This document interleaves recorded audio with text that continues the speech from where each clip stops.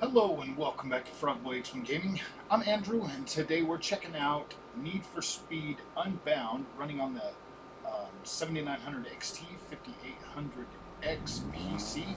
So I'm actually running this at max settings at 6K, downsampled to my 1440p monitor, and I'm getting just over 60 frames a second. So it's actually playable. And it actually feels pretty decent. And wow, does this actually look really, really cool? Man, I love this card. I love how easy it is to just find stuff in there to play around with to do this kind of stuff. Like this is cool. Like this looks really, really cool now. The visuals on here just really stand out now. This looks so dense. It's not even funny. I love super sampling down. I think that is the best part of PC gaming. This is very cool, very very cool.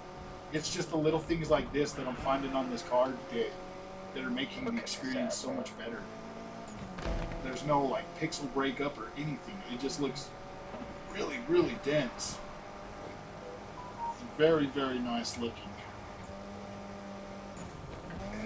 Being able to run this at over 60. I was gonna try 8K because I did 8K. I tried 8K on the 3080, and that had it at 30 frames a second with DLSS. Like I am using FSR2 on this one right here to do this, and this is absolutely insane.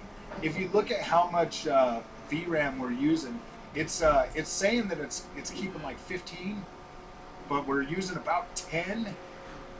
That's insane, man. Like this card here could probably really do 8K on certain games. I bet if I drop my settings down to like maybe high or just medium instead of ultra, I bet this would run 8K. I bet this would run 8K, and I could possibly get 60 frames a second at 8K with this card. This is awesome. What a bang for your buck, man. I'm liking AMD, man. I'm liking AMD. This is cool. Like I don't get me wrong. Like Nvidia is cool, man. But this is cool. This is cool to be able to get this much bang for your buck for such a I want to say that $700 to $800 is an affordable card, especially when you compare it to Nvidia.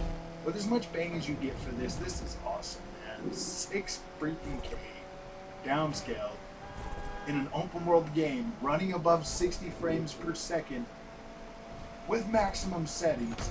This is freaking awesome. This actually kind of makes me want to play this game because I'd pretty much given up on it. I was like, I don't even care about this game, but this here kind of makes me want to put some time into this one and check it out a little more. Because this is as far as I got, was creating this Eclipse. I mean, I've probably got maybe 5-6 hours in this thing. I think is what I did was I played it first on EA Play Pro because I wasn't even going to buy it, and then I decided to buy it, and I bought it on PC and Xbox, so I have 2 copies of this game. I've got it on the Xbox and the PC.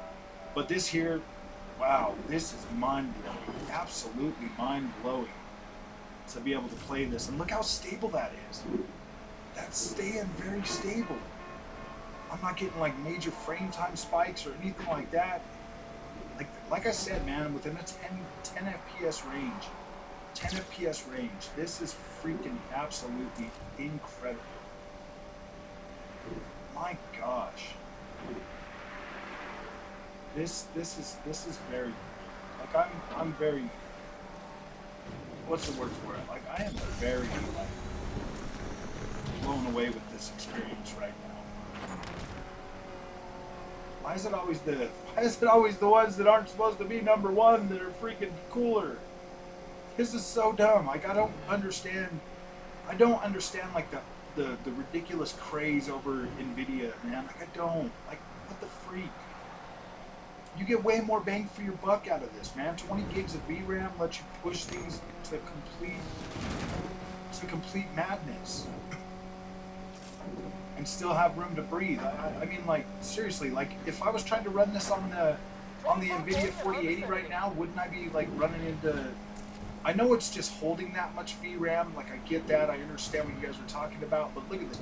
We're already at almost 11 gigs of VRAM for this. Oh wow, that was the first stutter I've seen on this. But this, we're at what, 11 gigs of VRAM.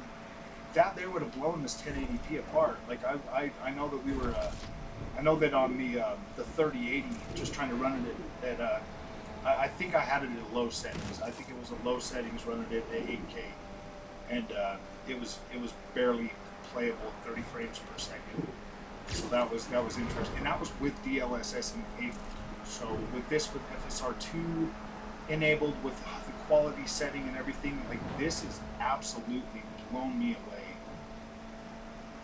I mean, I want to see a freaking Forza Horizon 5 do 6K on this card and give me this good of a frame rate. Because this is playable. This is 100% playable easily.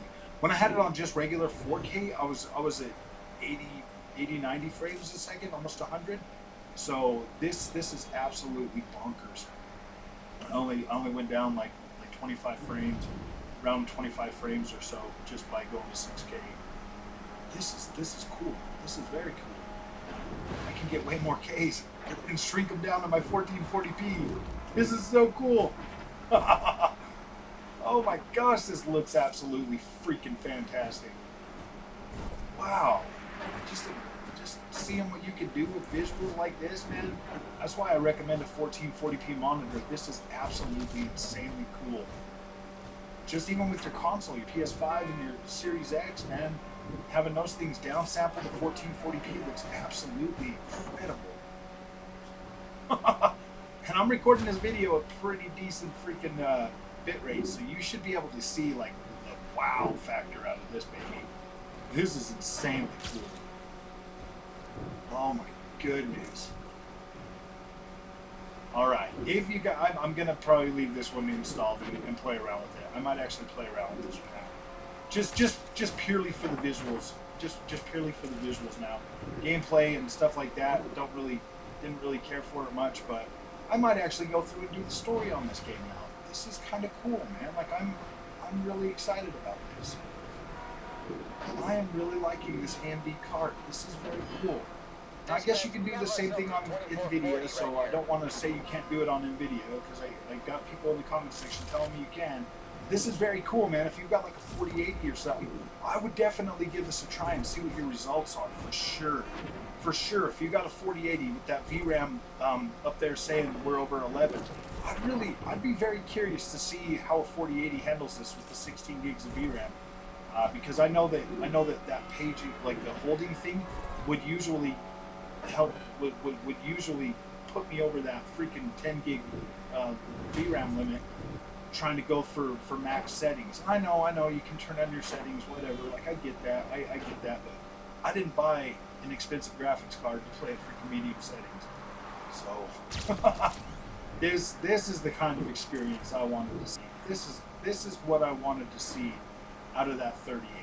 I mean, I know, I get what you guys are saying, but if the 3080 would have delivered an experience like this out of the box, man, I would have been blown away with that too. But I just felt like that was marginally better than a 3060 Ti, to be completely honest with you. Like, it really wasn't worth the $700 upgrade price from a 3060 Ti to a 3080.